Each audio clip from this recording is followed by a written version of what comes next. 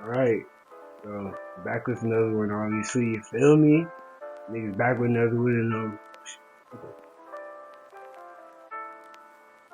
and what the hell? Alright, bet. So, we're just gonna be reacting to the video. The video is titled Zack Snyder on becoming known for the Zack Snyder cut. And I think this might be a pretty interesting video. Just off the fact that people don't even really know, or I didn't know either, that, you know, James Gunn and Zack Snyder are famously friends or some shit like that. And, you know, there was like a little bit, an animated bit that they made. I'm not sure if it was like a Rick and Morty or some shit, but about them and they're like, you know, how their relationship might be. Cause like niggas are kind of praising like, James Gunn now, like, cause dude's basically been coming through for the DCU. I'm not gonna lie, like, this new Superman movie, I feel like it's up there, bro. It's like, it's really up there. He's the reason why we have Peacemaker and all type of shit. Like, I feel like, I can't remember on top of my head what other projects he's working on besides, like, Marvel, DCU. But, yeah, that nigga's been coming in clutch, and I feel like he's gonna fix a lot of things, so. You know, and it's like a big contrast from his friend, obviously, you know, because like, you know, Zack Snyder is known for like making it very dark and like, you know, making the characters and the characteristics like different, like all their characteristics traits like very darker and like, you know, a different tone than what they usually be. You know what I mean? I don't know. I personally, I'm gonna say this. This is my opinion on like the Zack Snyder cut. I think it was.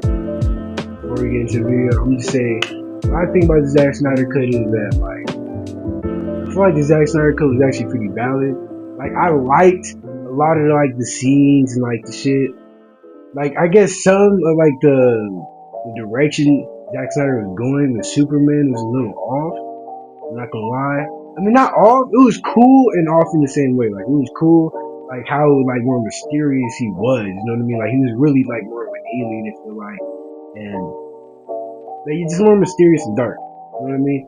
So like, it was a pretty cool depiction, I guess. And like, Batman killed. You know what I mean? Like, he was actually like, he was on shit, bro. Like, like the movies were a little boring until like they got to the action, bro. But when you seen those little parts, bro, I'm telling you, it was low-key kind of fire. I'm not gonna lie. Like, that was it though. It really took forever to get to those parts. And that was, I guess, what was the reason, like, or the main reason why we didn't fuck with it. I didn't really fuck with it like that. Not as much as like I fuck with the new Batman with, you know, Robert Pattinson or whatever, and fucking you know, the new Superman or whatever, and or you know, even Peacemaker and shit. Got the video set up. We're gonna get right into it. The Joe Rogan Experience. I go, what about this? What if I take this script, I make you a PG-13 version that you can just blast into the world, and hopefully as many people see it as possible. And then you let me, as a bonus, movies aren't always you just that let bad, me make this version exactly as I think. And they were like, okay, that sounds cool. So coming at the end of the summer, you'll see my 2 3-hour versions of Rebel Moon that are like hard R-rated, the hardest.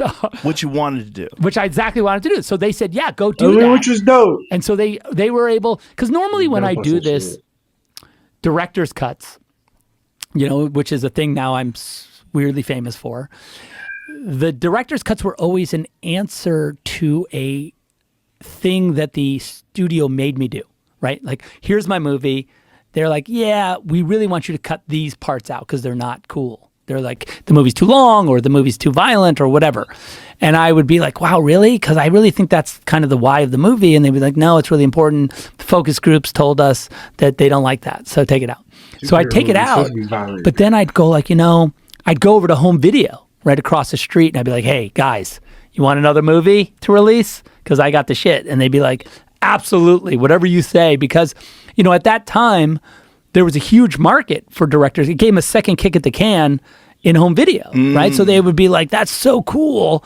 We get a whole other movie to market that like never before seen footage. Right. You know, it just feels like a cool thing. And so that was how I've always done my director's cuts, always as a response to what the studio was telling me couldn't be in the movie. Because I never planned. I would always go into it like bright-eyed, like, oh, everyone's going to love this. Including, the studio, when you see my cut, you're going to think it's amazing. And they would like look at it and go like, bro, like this is too much. And so that's where my director's cuts kind of as a practice were born. It was born out of that me needing to show the world what I intended originally. And so, by the time now that I've got to Netflix with this Rebel Moon movie and my sort of the mythology around my director's cuts was kind of a thing, especially with Justice League, as you can imagine. They were like, you know what? Why don't we do a director's cut as part of the process rather than as a response to it? And I was like, that's really smart. Like, that's really cool because in a lot of ways, I totally get the economics. I don't know about that. No, they can make a whole different movie. The cool thing about TV is they have TV 14, and then it goes to TVMA. Like TVMA literally has no top. I'm not trying to hate on I think it's like almost like porn is TVMA. Is there? I don't know what I look. No one understands the ratings. No one does. It's an alchemy that is impossible to know. It's all subjective. It's all subjective and bizarre, and so and they also it's genre related, right? Mm-hmm. So, like, say for instance, the ratings board might say something like, "Well, this is a sci-fi movie, so it's too much." But if it was a horror movie, it'd be fine. But it's a sci-fi movie, so it's not fine. Or it's a superhero movie. That was the whole thing with Batman versus Superman. I remember the ratings board said, we just don't like the idea of Batman fighting Superman. I was like, well, what is that? Like, but how is that your opinion? Like, how is that? That has nothing to do with the rating. The ratings didn't like that? They kept saying, like, they kept making it an R. They kept coming back with an R because, like, we like, Superman kind of what do you want us to cut out? And they were like, well, we just don't like the idea of Batman's fighting Superman. I was like, I can't take that out. That's the movie. That's so ridiculous that they would have that kind of power. So it was crazy. So we really had to trim it super. It's. Do you think that you can. Actually, you can. I mean, if you see the director's cut, I don't think they just did it right, but they didn't do it right. It's a much better movie. In my opinion, it's a much better movie. Well, it's representative of what you actually wanted to create. Yeah, and I think that's true of all the director's cuts that I've done. Is that it's just a glimpse into the why you get to see better the why of the movie, the why of its origin, how it. Because, like, obviously something kept me awake for 2 years writing. Something kept me jazzed about, like, fuck yeah, I can't wait to do this. I'm drawing. For Rebel Moon, like, I drew 3,000 storyboards for that movie. Like, that is, like, a lot of work, That's a lot of work. To, like, you got to care. That's 5 months of drawing after I've written the script. Yeah. Wow. So I've written the script for a year and a half, and then I draw the movie for like another 5 months. Wow. It's fucking insane. Oh my God, you must have been going nuts. Yeah. You must have been missing Fortnite. Yeah.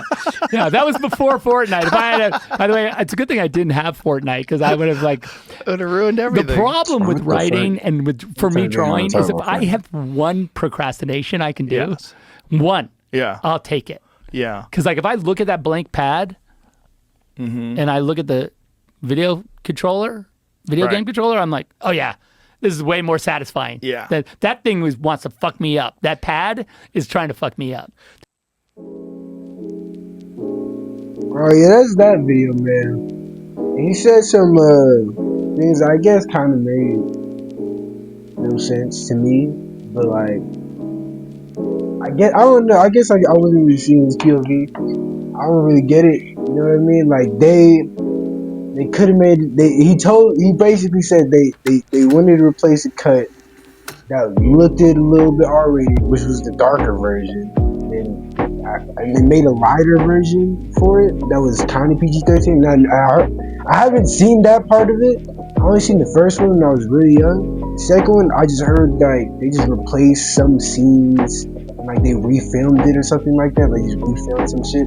And honestly, I feel like this shit is just like, I mean, it maybe sounds like a lot, but it should have made a different like movie, bro. Like a different fucking movie. Try to save it somehow. Feel me? Cause like Batman vs Superman was pretty dull, I'm not gonna lie. When they came out with that shit, this wasn't a good follow-up. It really wasn't. I'm not gonna lie. I mean, like, it is what it is, though. You know, like, shit like that, like, shit. You feel me? Some niggas might shoot and they miss. You know what I mean? Like, not everything gonna be a hit. You feel me? I kind of get it. It's like, you know, you think everything's gonna be good. Everyone's gonna fuck with your dark shit. I mean, it wasn't even bad, though. Like, I fucked with his Batman. To me, Batflick was tough. Like, that shit was tough. I'm not gonna lie. Like, I fucked with it. I thought, like, that was cool. You feel me? But, like, I don't know, man. Like, Superman not saving niggas for real, letting his dad die for real. You feel me? I don't think he let, you know, his pops die like that. Not for real. I don't think he listened to his pops to say that. You know what I'm saying?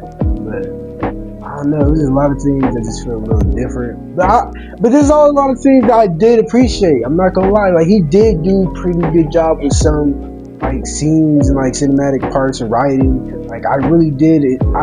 I kind of did enjoy, like, the Man of Steel a little bit. I'm not gonna lie. I did enjoy it. I like Kal-El's part, and I like General Grodd. Is that his name? I always forget his name. Let me see. General Zod, right? General Zod or General Grodd? Let me see. Yep, it's General Zod. Alright. I fucked with his character. I thought that was tough, but it's a little too. I feel like it was a little too extreme, bro. Like, niggas destroyed the whole fucking metropolis, dog. You feel me? Like, dead ass tore a hole through the fucking earth and, like, made the shit, like, come up out the fucking ground and then back into it, like, into itself. Like, literally had a laser fucking the earth, bro. It didn't make sense. It didn't make sense.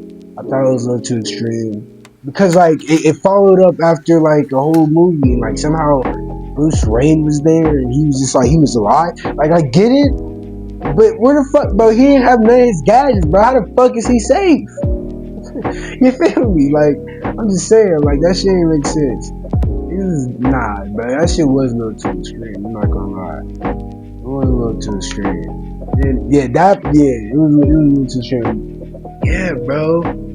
Batman and Superman was even all that good, and Wonder Woman was worse. Wonder Woman wasn't that bad.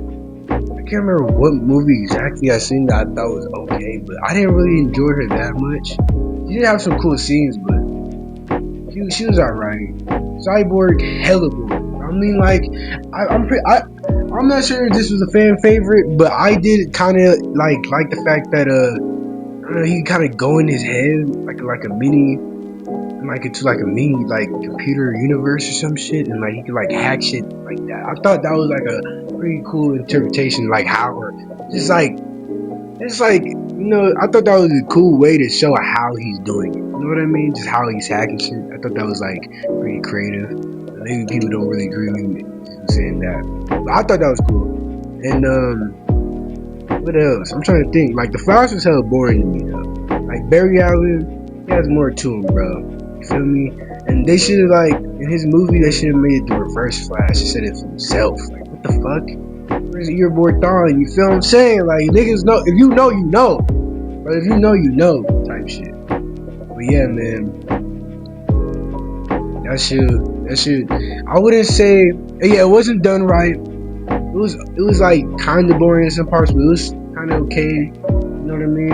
And, you know, there's some parts like kind of appreciate, but it was pretty dull for the most. Or I would say it wasn't at its like full potential. You know what I mean? I feel like James Gunn is gonna like bring that. You know what I mean? I'm not, or you know, I feel like he's for sure gonna bring that, bro. I'm not trying to hate on Zack Snyder's, you know, cut or whatever, but I'm pretty sure this homie is for sure gonna come through for us. I'm not gonna lie, because I feel like he's already kind of doing that. I mean, because like there is like some similarities, but it's just a big contrast in the writing. It don't feel boring. It's a little more entertaining, bro. It's a little more entertaining. But other than that, I catch y'all niggas, man. I catch y'all niggas.